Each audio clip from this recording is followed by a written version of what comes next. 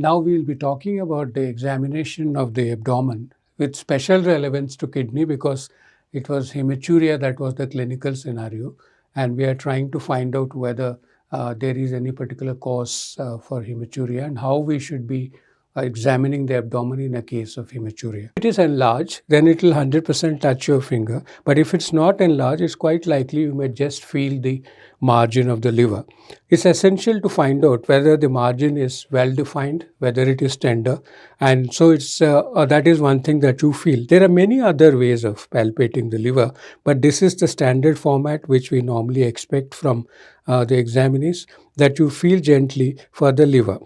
C for the presence of enlargement, C for the surface, C for the consistency, C whether it is smooth or not, whether there are any nodules. So all these findings have to be checked out when you're examining the liver. Now, similarly about the spleen. The spleen is on the left side, so therefore you start the palpation from the left side. Now, where should you start? Quite often there is a confusion in the minds of the candidates that since the spleen tends to enlarge in this direction, they start from here. Now, this is far too far. So, if you examine it below the left hypochondrium and feel that the spleen is enlarged and it is being felt, you can come down looking for the margin of the spleen. Look for the shape of the spleen, look for the presence of notch, look for the surface, and look for its mobility. Since the spleen is directly in touch with the diaphragm, it therefore moves very freely as compared to, say, for example, kidney. There's a limited movement with respiration. So you put your hand up, feel the spleen in this way. Another important finding is that you cannot introduce your finger under the costal margin when the spleen is enlarged. You couldn't do the same with the liver as well because they're closely in touch with the costal margin and also just under the diaphragm. So this is about the liver and the spleen.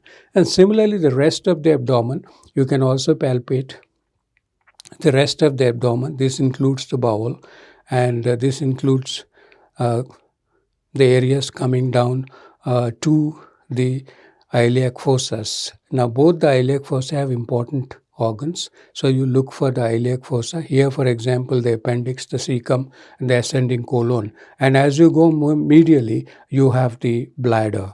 The tenderness of the bladder is important to elicit, particularly if it's in a case of hematuria, because the patient could as well be having cystitis, and that could produce hematuria. So therefore, it's essential to assess whether the bladder is enlarged or not in the first place. If it is enlarged, how enlarged? We'll talk about it in percussion. And see whether it is tender or not. So it's essential. Now, coming to the palpation of the kidney. Kidney happens to be a deep organ. It is retroperitoneal and it is not easily palpable. So how do we palpate the kidney? Now, you have to put a hand in front of, there are two ways. During inspection, you you make the patient sit up like this and examine the loins. This is the area of the erector spinae. This is the loin. And this young lad, the loin is empty. Usually, if the kidney is enlarged, the loin is going to be full. And similarly, the same thing on the other side too. So when the loin is, when you are examining the loin, you can also percuss the loin. See what's the sound coming. Now there's a resonant sound coming. That's because the colon is sitting. But if the kidney is enlarged, then in that case the loin is going to be full and the sound also will be dull. Now that is by looking at the loin, because that's where actually the kidney is located. It's very way back in the retroperitoneum and somewhat high too. The disposition is L1 to L3. So therefore it's somewhat high too. And what you can, even if you feel it from the front, what you can feel would only be the lower pole of the kidney. Now, how do we do the examination from the front? It is called bimanual examination. Bimanual means examination by two hands. One hand will be posterior, behind in the loin. Other hand will be anterior in the lumbar region. And both the hands will be pressed together until you feel the lump. How do we go about it? Now, let me try. I don't want to hurt this young lad. So, I'm going to put my hand in the loin here. And darad hona to batana beta. Put my hand in the loin here and my opposite hand in the front and I'll ask him to take deep breath. लंबी सांस लेना. With each breath, I depress my hand. लंबी सांस लेना, फिर लेना, फिर एक बार लेना. In fact, I am able to feel the lower pole of his kidney.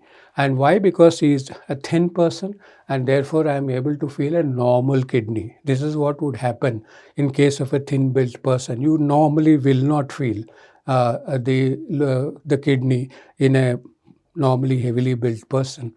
In pediatric age group, you feel them, and since he is a young boy and he's got thin build, so therefore I could feel the lower pole of the kidney, and that's all you would feel.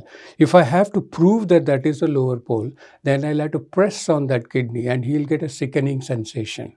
I don't want to do it in his case.